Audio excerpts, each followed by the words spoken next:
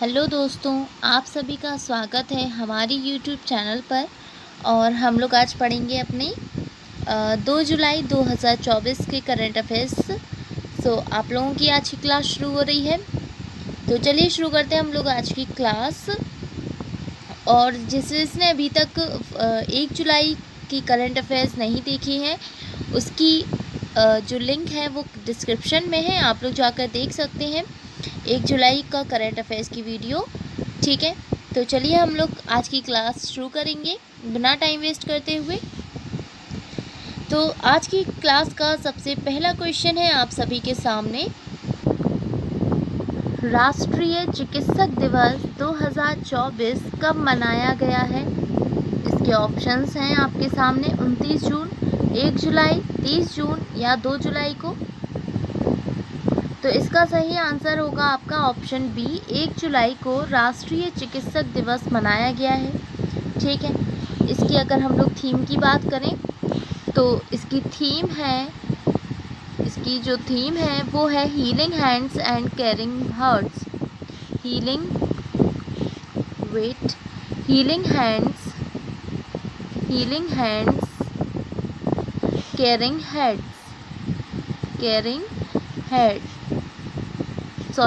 Hertz. Okay, तो healing hand caring hearts इसकी theme है। हिंदी में बात करें तो इसका हिंदी में है उपचारात्मक हाथ देखभाल करने वाले हृदय। उपचारात्मक हाथ देखभाल करने वाले हृदय। ओके, देखभाल करने वाले हृदय। क्लियर। चलिए, अगर हम लोग बात करें राष्ट्रीय चिकित्सक दिवस की, तो ये पहली बार कब मनाया गया था? तो ये जो पहली बार है, ये पहली बार 1991 में मनाया गया था और 1991 से ये प्रत्येक वर्ष 1 जुलाई को मनाया जाता है। ठीक है, चलिए उसके बाद एक सेकेंड और, कि जो राष्ट्रीय चिकित्सक दिवस है ये किस लिए मनाते हैं? तो डॉक्टर विधान चंद्र रॉय की याद में ये राष्ट्रीय चिकित्सक दिवस मनाया जाता है। ठीक है, डॉक्टर विधान चंद्र रॉय की याद में। Okay, clear. आ जाइए नेक्स्ट क्वेश्चन पर।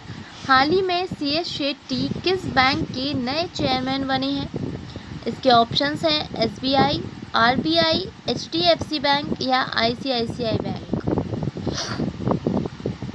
इसका सही आंसर होगा ऑप्शन ए, SBI बैंक के ये नए चेयरमैन बने हैं जिनका नाम है CS शेट्टी। ओके, अगर SBI का फुल फॉर्म क्या होता है? तो SBI का full form state bank of India. क्या होता है? State bank of India. Okay, और अगर इसकी स्थापना की बात करें तो इसकी स्थापना कब हुई थी? इसकी स्थापना हुई थी 1 जुलाई 1955 में।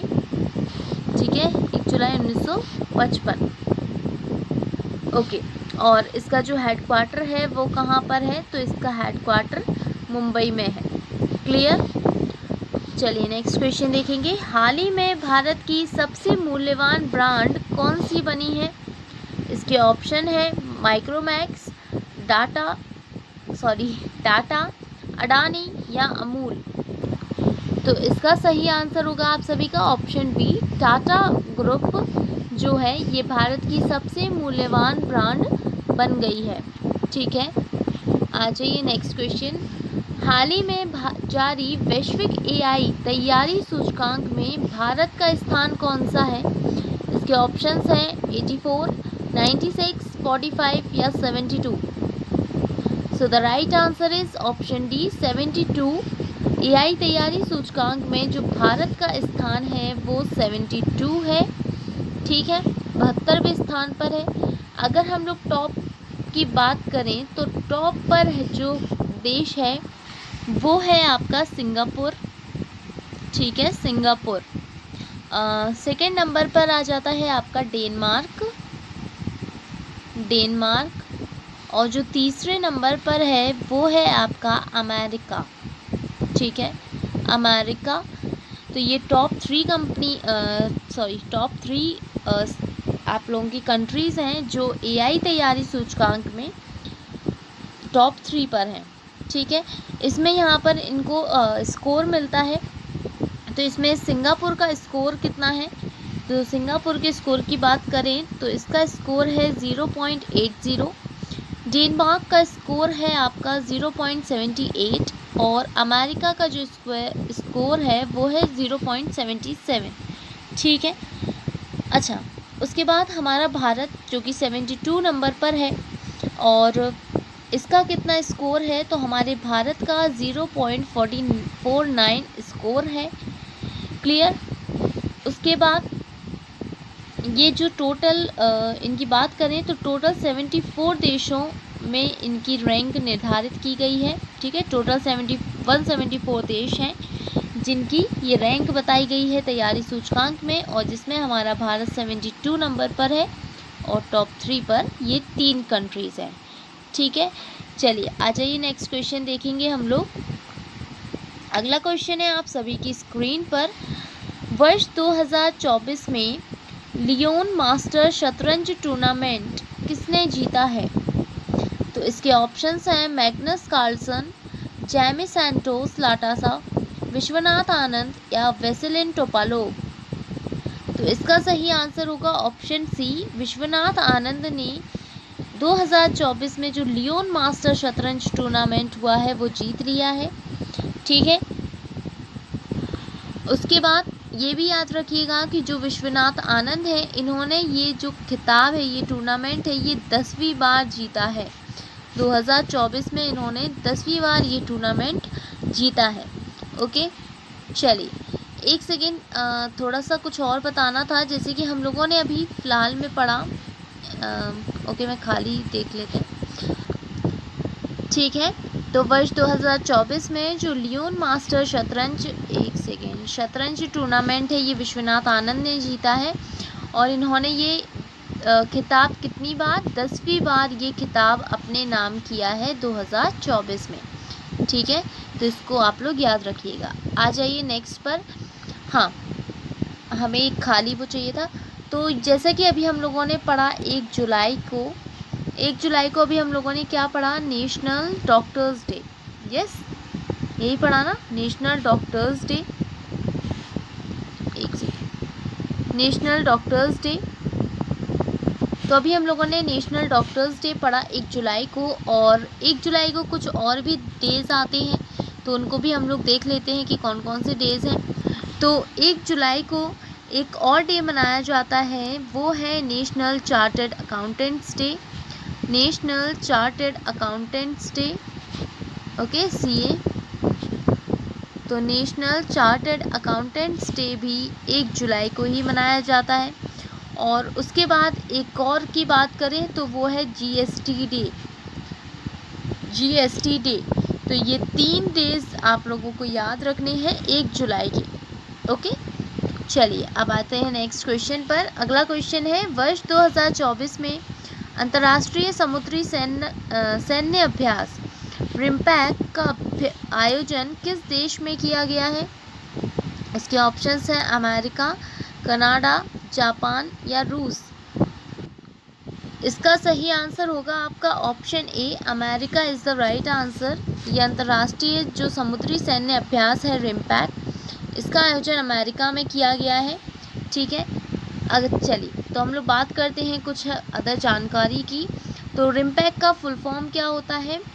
इसका फुल फॉर्म है rim of the Pacific. Rim of the Pacific, ठीक है, रिम ऑफ द पैसिफिक, ये इसका फुल फॉर्म हो जाएगा। और ये जो इसका आयोजन हो रहा है अमेरिका में, तो इसका ये कौन सा संस्करण है? तो इसका ये 29वां संस्करण है। ठीक है, इसको भी आप लोग याद रखिएगा, ये 29वां संस्करण है। और सबसे मेन बात, ये जो अंतर्राष्ट्रीय समुद्री सैन्य अभ्यास है ये दुनिया का सबसे बड़ा समुद्री सैन्य अभ्यास कहलाता है। जो रिम्पैक है ये दुनिया का सबसे बड़ा, ठीक है, इसको आप लोग याद रखिएगा, दुनिया का सबसे बड़ा अंतर्राष्ट्रीय समुद्री सैन्य अभ्यास, दुनिया का सबसे बड़ा, ठीक है, समुद्री अभ्यास। वैसे पूरा ही आएगा, अंतर्राष्ट्रीय समुद्री सैन्य अभ्यास, सैन्य अभ्यास। Clear.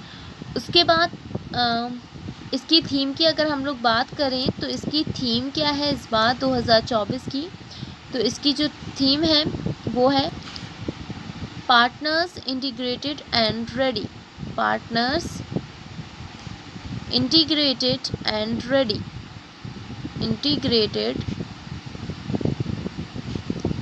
And ready. Okay, Hindi में अगर हम बात करें, ओके, तो इसकी अगर हिंदी में बात करें तो हिंदी में होगा भागीदार, एकीकृत और तैयार, भागीदार, एकीकृत और तैयार।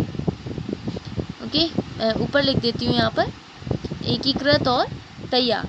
क्लियर।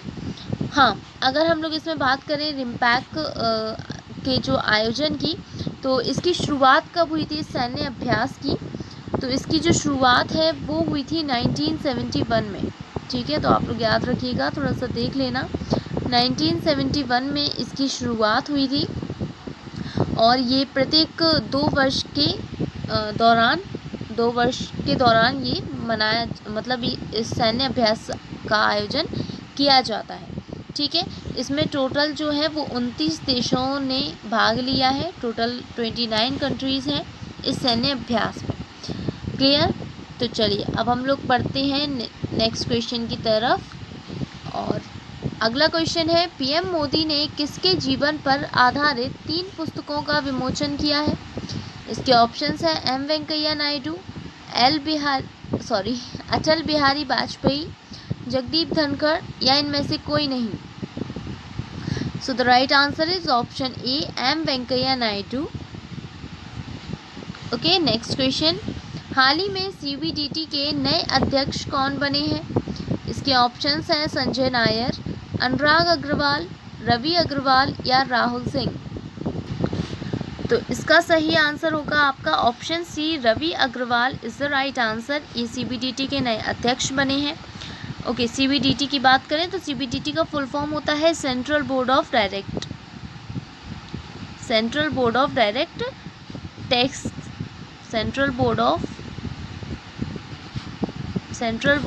डायरेक्ट टैक्स, ठीक है।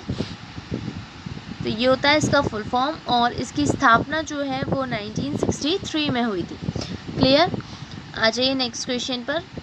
हाल ही में कौन सा देश अपने संपूर्ण जीव जंतुओं की सूची तैयार करने वाला पहला देश बना है।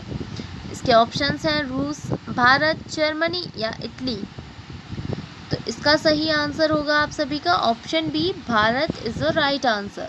ओके, अगला क्वेश्चन है, वर्ष 2024 में ग्लोबल इंडिया एआई शिखर सम्मेलन का आयोजन कहाँ होगा।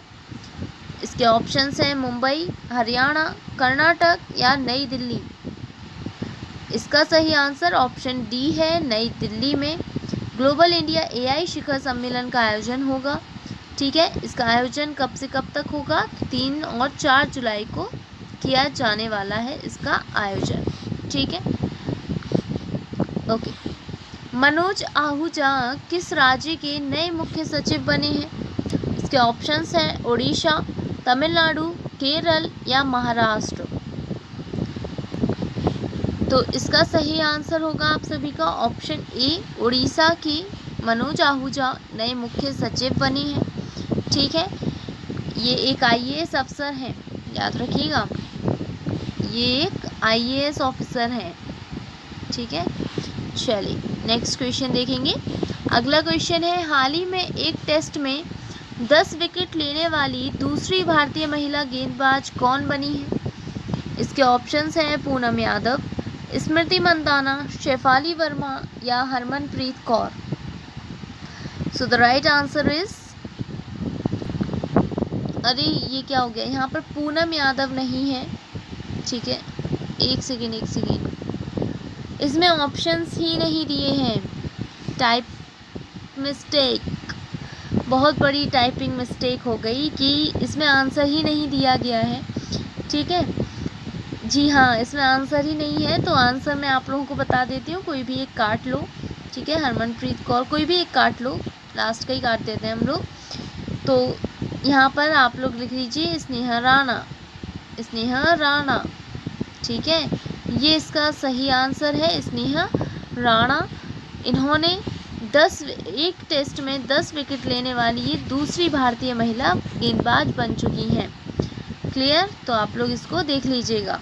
हो जाता है कभी कभी, गलतियां सबसे होती हैं, इंसान हैं, यस, आप भी इंसान हैं, हम भी इंसान हैं, तो गलतियां हो जाती हैं, उसमें कोई प्रॉब्लम नहीं है। फिलहाल मैंने आपको राइट आंसर तो बता ही दिया है, ठीक है।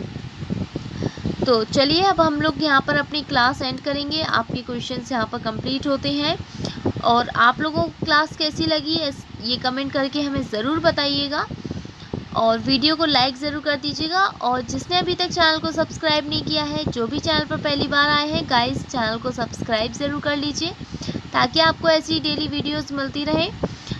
ओके, तो चलिए अब हम मिलेंगे नेक्स्ट वीडियो में, तब तक के लिए thank you and have a nice day.